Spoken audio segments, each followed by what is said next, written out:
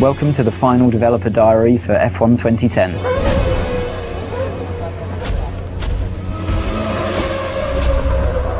At the beginning of a game, you don't start off as a test driver, you start off as a driver that's managed to secure a seat in a team at the beginning of the year. You know, in the real world, before you go to a track, before you start the season, you're fully aware with your team what the expectations are. Depending on the kind of difficulty level that you've selected, that determines the teams that are open to you at the beginning of the game. You always, as a driver, want to be beating your teammate. That really elevates you in the team. It also alerts the other teams to your ability. The garage is a key location in the game. You've got your animated crew working on your car, the race engineer feeding you intel. You've actually been lucky enough to have real race engineers get into the motion capture suits and really just perform the tasks that they do day to day. And that really is a great sensation when you come in there and you see your whole team around you and you really feel a part of that atmosphere.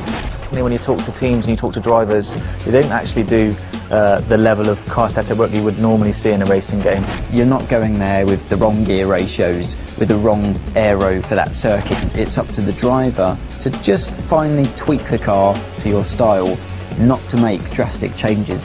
The expectations from the driver playing the game are the same as what they would be in real life, given your machinery.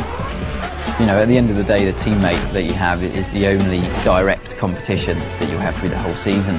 There's a strange balance of having to work together, but also a desperate competition.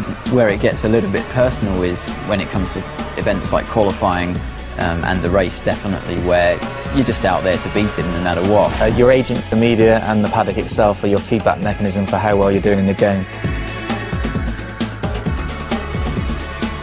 The paddock themselves vary location to location. We've got a night paddock in Singapore, Melbourne's built in a park, and you're going to see the key buildings.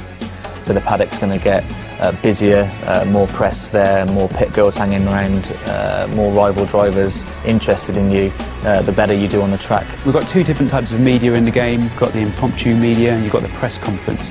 When you speak to the characters in the press conference, it's usually about your race weekend performances. They're not so sensationalist.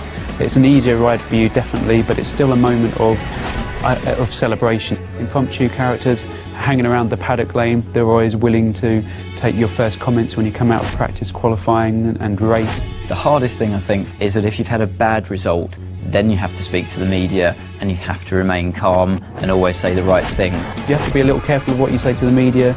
Sometimes you'll say things in the heat of the moment. You're the only one that you can blame at the end of the day if you slip and open your mouth and say something you shouldn't have. When you finished on the podium, it's 1, 2, 3, you can tell the press conference characters all about the race weekend. Those are all of the things that I want to try and portray in the game as what happens in real life. Way beyond any computer game I've ever played before.